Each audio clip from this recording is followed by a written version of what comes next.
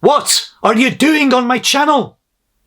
Oh, the review. Oh, welcome. And apologies to the Scots for that terrible accent. I can't guarantee I won't do it again though. Welcome to another Rewind review, and as you have most likely guessed, we are taking a look at the first instalment of Shrek. Released in 2001, the first instalment of Dreamworks Animation's Shrek franchise sees a mean lord exiling fairytale creatures to the swamp of a grumpy ogre who must go on a quest and rescue a princess for the lord in order to get his land back. Based on the book by William Steig, the movie was directed by Andrew Adamson and Vicky Jensen, adapted for screen by Ted Elliott, Terry Rossio, Joe Stillman and Roger H.S. Shulman, and features the voice talent of Mike Myers, Eddie Murphy, Cameron Diaz and John Lithgow. I cannot believe it's been 25 years since this one came out. To prove to you how old I'm feeling right now, I went to go and see this in cinemas when it first came out, and I remember the very first trailer for this movie is one of the first ones I ever saw on the internet. I also, and I might still have them somewhere, had all the plushies from Burger King. One of them was a mini Shrek with a voice box, but the rest of them, and I don't know if you guys remember this, they were all like Velcro bracelets. It was a weird choice. So yeah, I've got some history with this series. And seeing as we are officially getting a 5th instalment in 2027, unless it gets delayed again, which is a genuine possibility, I wanted to go back and dive into this series and take a look at all 6 instalments leading up to 5's release. So here we go, and I'll warn you, these reviews will contain spoilers. So without further delay, let's begin. In this first instalment, Shrek, a grumpy ogre who lives on his own in a swamp, finds his peaceful life upended when a series of fairytale creatures are banished there by perfectionist Lord Farquaad. Working alongside a talking donkey who loves to belt out a tune or two, Shrek travels to Farquaad's kingdom Duloc to persuade him to get his swamp back. Striking up a deal with the Lord, Shrek finds himself tasked with saving the feisty Princess Fiona from a tower guarded by a fire-breathing dragon and escorting her safely back to Farquaad's kingdom. But once they head back with Fiona, it starts to become apparent that not only does Shrek begin to fall in love with the princess, but Fiona is also hiding a huge secret. So while on the surface this may appear to be a classic fairy tale, it very much isn't. It may borrow elements from several different fairy tale stories, but it is very much something else, much more subversive and comedic. It's almost verging on parody at times, but I couldn't really say that it is one. It is a straight up comedy, don't get me wrong, and it absolutely shreds all kinds of fairy tales to pieces. But I wouldn't say that it was a parody, even if it does fall into some cliches and have moments of misunderstanding purely to add some drama, like Shrek overhearing Fiona and Donkey talking. It also has an actual story, some great character work, and a lot of heart with a great message that's easy to understand and accessible to every age. It's funny, it's entertaining and fun, and it's an absolute joy to watch. It's also vastly different to the book by William Steig. Yeah, I had a little look into this. I haven't read the book myself, but I wanted to see how faithful the movie was. Turns out not very much. There's a few things that they do adapt from the book, like Shrek meeting Donkey, fighting the dragon, and meeting the princess in the tower. But outside that, it's completely different. And to be honest, I don't know how the story for the book would be translated into a full-length film. I think that's a good segue into talking about how much this movie evolved during early production. Shrek had actually entered development in 1995, a full year after Dreamworks was founded. At one point in time, it was intended to be created using motion capture technology, and Chris Farley was set to voice Shrek. The motion capture they ended up scrapping because apparently it didn't test well, and they decided to switch to more traditional 3D animation. And very sadly, Chris Farley passed away in 1997 before he had the chance to complete his part, which led to Mike Myers being brought on to voice Shrek instead, who decided that Shrek needed to be Scottish. I genuinely knew someone whose method of getting into the Scottish accent was him very loudly shouting, "Donkey!" I really wish I was joking. If you're going to pick any line from this movie, I'd pick, now, I don't mean to brag, but I make a mean weed rat stew. I did tell you my accent sounded terrible. Anyway, from what I know, the original story for this movie was going to be quite different. The original story saw Shrek as a teenager trying to prove himself, and it was going to be quite dark as well. Plus, as you may have seen, Shrek himself looked a bit different. I get that the idea was to make him ugly and unappealing, but yeah, I don't like it. Nightmare-inducing is one way to describe it. You lot complaining how Shrek looks in the 5th movie, this is what we could have had. Anyway, so one of the changes they made during the big creative overhaul was the designs of Shrek and the other characters, which now became a little bit more simplified and realistic, and not quite as nightmare-inducing. And okay, how it looks artistically is severely toned down from that original version. It does help it hold up. It also makes it feel, I want to say, a little bit more grown up, but it's still able to maintain the cartoonish fantasy elements. It's a great choice, and I think that it did help it make it stand out from what the likes of Pixar were making at the time. Slightly ironically,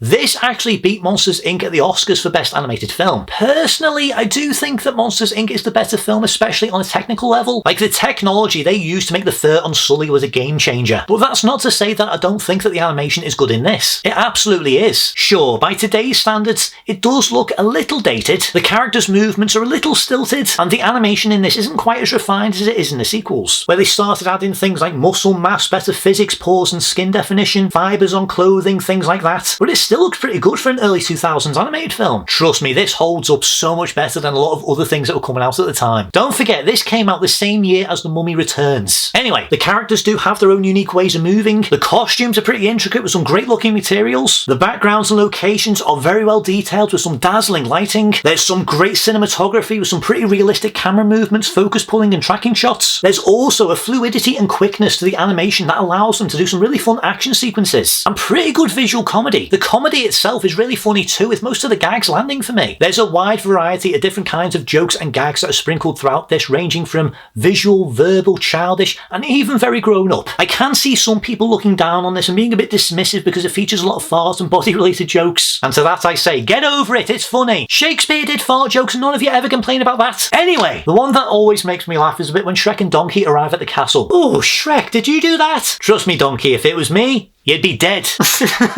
Oh, my child. Anyway, then again, as I said, there are several very grown-up jokes that you do not pick up on as a kid. Rewatching this as an adult, the amount of jokes that jumped out at me and genuinely got me to say, and this is supposed to be a kids' movie. There's some very rude and crude things that they managed to sneak into this, and some have caused a bit of a stir over the years. And they are pretty funny. The big ones, and my favourites, include Lord Farquaad. The first one is admittedly up for debate, and the people who worked on this movie have denied it. But, and I'm sorry Mum if you're watching, his name, Farquaad, some people have theorised, sounds an awful lot like a very posh way of saying fuckwad. And I can't unhear it. It's an edgy enough movie for that to potentially be the case, but I don't know for certain. And if it is the case, the age certificate of this movie is going to instantly shoot up. The other joke involving Farquaad, after spotting it, I am amazed that they got away with. It's during the scene where Farquaad's in bed, martini glass in one hand, the magic mirror at the foot of the bed. Show me again, show me the princess. The mirror looks a little bit grossed out, and when it cuts back to Farquaad in bed after he shows Fiona again,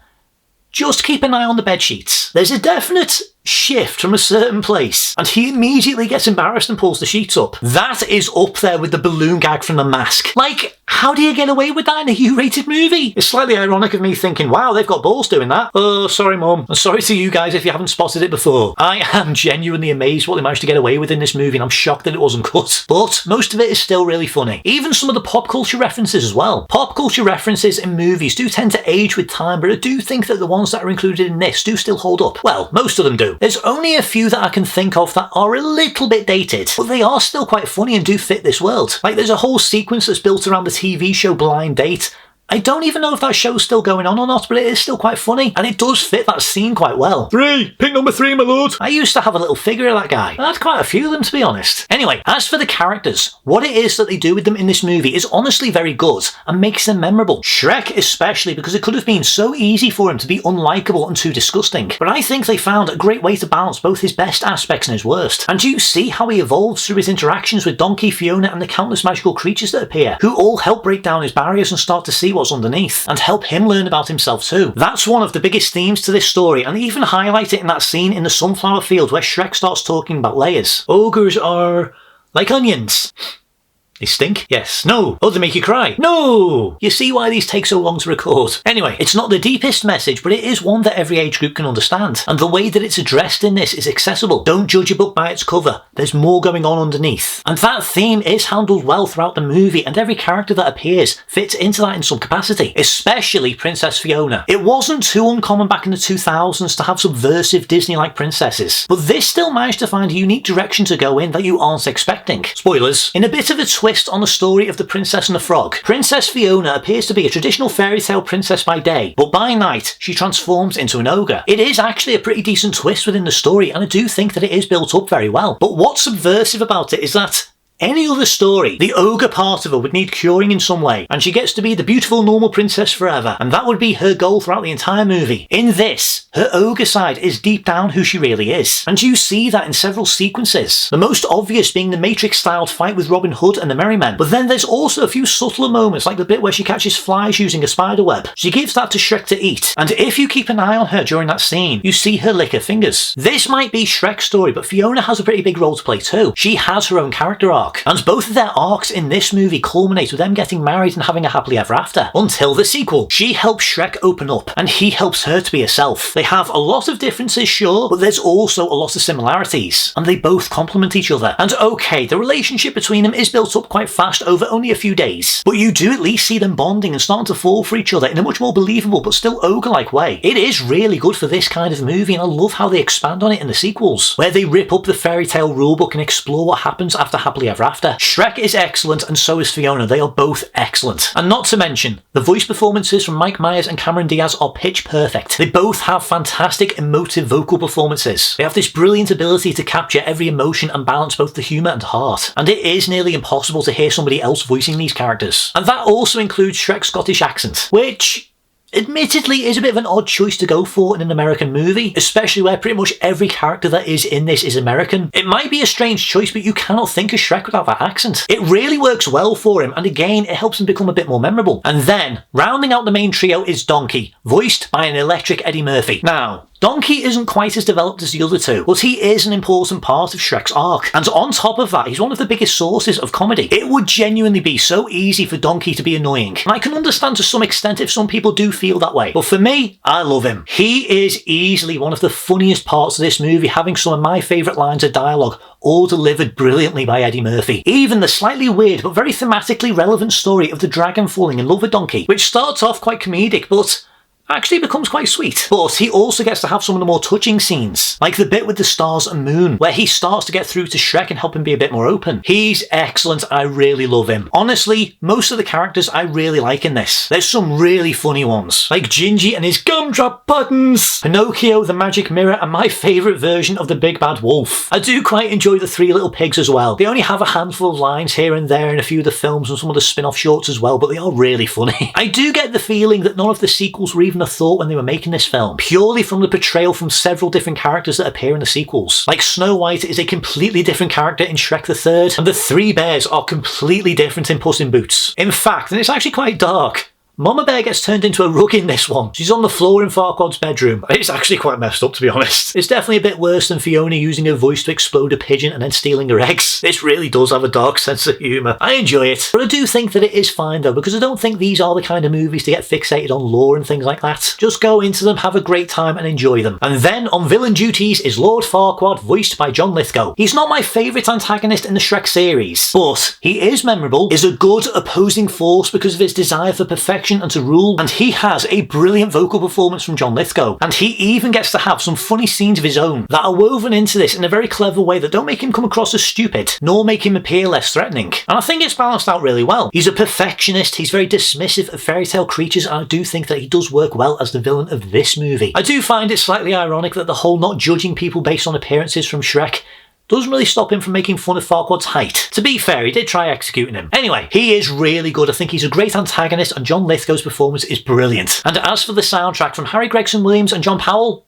it's amazing. It's definitely among the best soundtracks featured in a Dreamworks animated movie, a 3D one. It's very recognisable, and it has gone on to become Dreamworks' main theme. It's able to be really lovely and magical and really evoke the fantasy feel, but it's also great at underscoring the lively action sequences. There's some really great music that is featured throughout this movie, and I love the song choices as well. The song choices do help lean into the punkier, edgier style that the film is going for, and it still does have a bit of a 2000s kind of flair to it. But it doesn't feel dated, and I do think that there are some really great song choices in this. All of the songs that are featured are used perfectly, even the ones that Donkey comes out with. Most of those scenes with Donkey do get a laugh. But you gotta have friends. Stop singing! There really is some great song choices in this, and I think this was the first time that I'd heard most of them. Joan Jett's Bad Reputation during the night fight is brilliant. The end song, I'm a Believer, is a great way to end the film, and I love the version of Hallelujah that they play during the pre-wedding sequence. I think that might be my favourite version of it. And of course, All Star by Smashmouth. That song is synonymous with Shrek. It wasn't created for the movie, but nobody can hear that song and not picture the opening sequence. And on top of that, it is a really great way of opening up the movie and setting the tone. The album with all the songs is fantastic, and I do think that it is worth listening to. And of course, the main score as well. The music is a really strong aspect of these movies, and I really love it. And again, it is definitely worth listening to. Overall, while not my favourite of the series, this is an excellent family film that is definitely worth seeing. It does have some cliches, and the animation in some areas can be a little dated, but the characters are great, the voice performances are excellent, the story is good and easy to follow, the animation is pretty good for its time, it still mostly holds up very well, the sound design and music too, and its themes are still relevant and accessible to everyone today. If you have never seen any of the Shrek movies before, definitely give them a go. And what better place to start than the beginning? It's an excellent first chapter in this series, and I still love it. So with all that being said, my rating for Shrek is a 9 out of 10. Well, that is pretty much everything I want to say for this video, so if you have watched this video, thank you very much for watching. If you enjoy this content, please be sure to like, subscribe, hit the notification button, and let me know down below what you think of the movie, and which movie in the series is your favourite, and are you looking forward to Shrek 5? Plus, if you have any suggestions or ideas for future rewind reviews, let me know down below. I will be doing Shrek 2 very soon, so keep an eye out for that. But until next time, thank you very much for watching, and I shall see you in the next video. See you guys.